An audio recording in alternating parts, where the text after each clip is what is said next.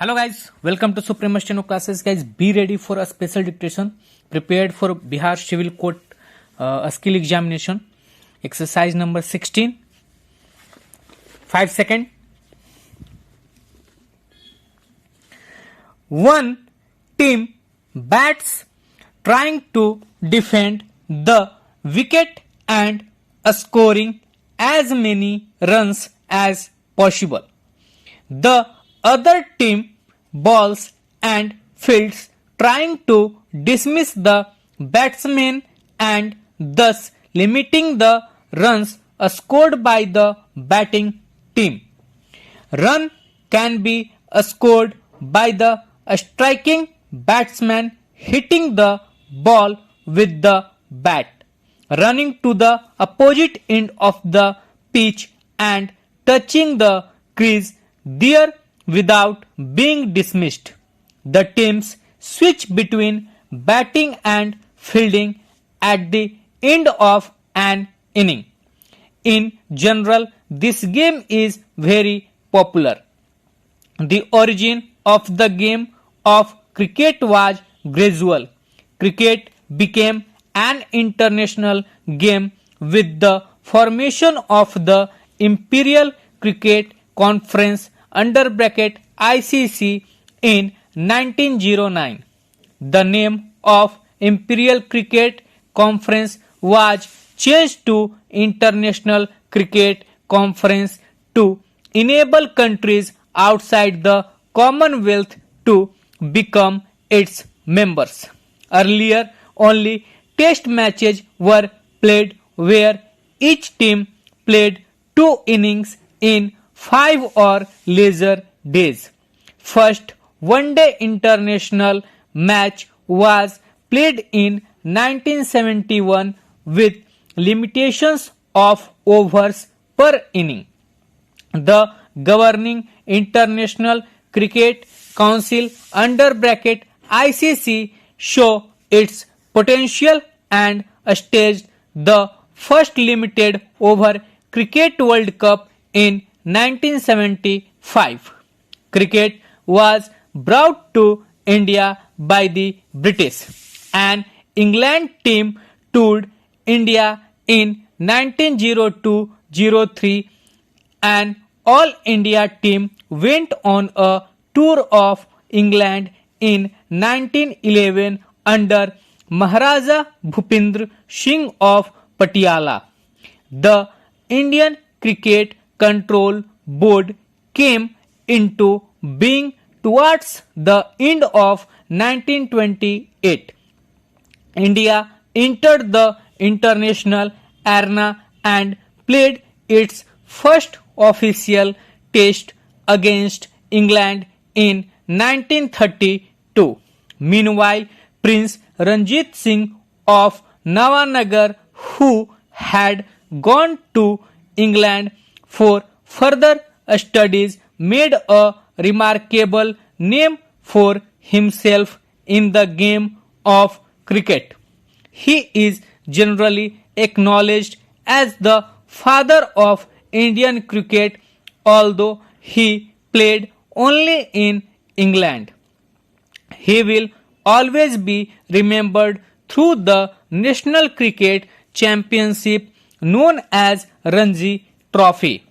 A cricket match is played between two teams of 11 players each. The match is divided into periods called innings. During an inning, one team fields and the other bats. The two teams switch between fielding and batting after each inning.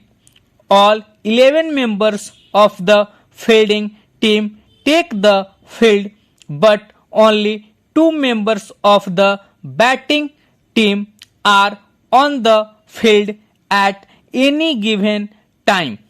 The fielding team's 11 members stand outside the pitch, spread out across the field. Behind each batsman is a target called a wicket. One designated member of the fielding team called the bowler is given a ball and he attempts to deliver the ball. However, instead of being jubilant, there was a tinge of sadness. Was it because it had already done the ultimate in climbing and there would be nothing higher to climb and all roads hereafter would lead down? By climbing the summit of Everest, you are overwhelmed by a deep sense of joy and thankfulness. It is a joy which lasts a lifetime. The experience changes you completely. The man who has been to the mountains is never the same again. As I look back at life after climbing Everest, I cannot help remarking about the other summit, the summit of the mind, no less formidable and no easier to climb. Even when getting down from the summit, once the physical exhaustion had gone, I began asking myself the question why I had climbed Everest. Why did the act of reaching the summit have such a hold on my imagination? It was already a thing of the past, something done yesterday. With every passing day, it would become more remote. All these thoughts led me to question myself as to why people climb mountains. It is not easy to answer the question. The simplest answer would be, as others have said, because it is there. It presents great difficulties. Man takes delight in overcoming obstacles. The obstacles in climbing a mountain are physical. A climb to a summit means endurance, persistence, and willpower. The demonstration of these physical qualities is no doubt exhilarating, as it was for me also. I have a more personal answer to the question. From my childhood, I have been attracted by mountains.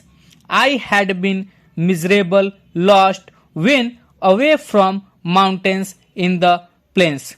Mountains are nature at its best. Their beauty and majesty pose a great challenge, and like many, I believe that mountains are a means of communication with God.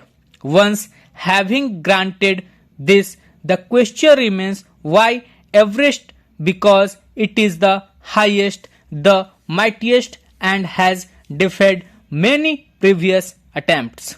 It takes the last ounce of one's energy. It is a brutal struggle with rock and ice. Once taken up, it cannot be given up halfway, even when one's life is at stake. The passage back is as difficult as the passage onwards.